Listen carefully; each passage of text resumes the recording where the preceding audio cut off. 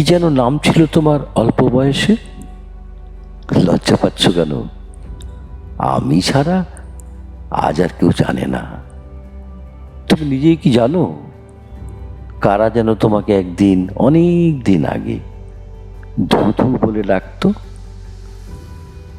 ধুধু শব্দটির এপারে ওপারে কিচ্ছু নেই, যেন আমাদের সেই শহরতলির বাসার উত্তরে জানালা, শুধু ফাঁকা মাঠ, নীল আকাশের নিচে কাশফুলের মহাসাগর।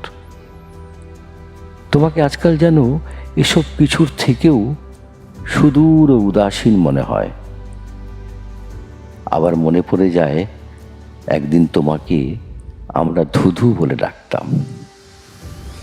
আজ আর কেউ জানে না ধুধু শব্দটির অর্থ আজ আর একরকম নয়। শহরতলির শেষ জানালার নিচে এক আদিগন্ত মাঠে তোমার ছোটবেলার নামের সঙ্গে সেই আশ্চর্য শব্দটিও কবে হারিয়ে গেছে।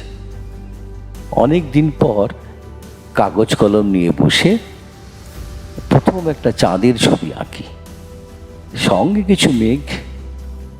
তারপর যথেষ্ট হয়নি ভেবে গোটা তিনেক পাখি, ক্রমশ একটা দেবদারু ও কয়েকটা কলা গাছ, অবশেষে অনেকগুলি ছানাসহ একটা বেড়াল। এইসব এঁকে এঁকে তবুও কাগজের নিচে 4 আঙ্গুল জায়গা বাকি থাকে। সেখানে প্রথমে লিখি শ্রীচরণেষু, তার নিচে সবিনয় নিবেদন, এবং কিছুক্ষণ পরে সবিনয় নিবেদন কেটে লিখি প্রিয়তমাশু।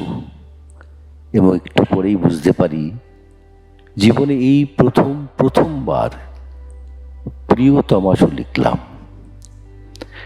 প্রিয়তমাশু, তুমি তো জানো না জীবনে তোমাকে কোনো দিন ঠিক মতো সম্বোধন করা হলো না।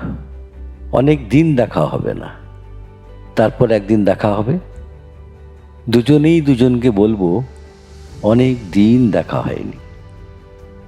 এইভাবে যাবে দিনের পর দিন, বৎসরের পর বৎসর। তারপর একদিন হয়তো জানা যাবে, বা হয়তো জানা যাবে না, যে তোমার সঙ্গে আমার, অথবা আমার সঙ্গে তোমার আর কোনো দিন দেখা হবে না।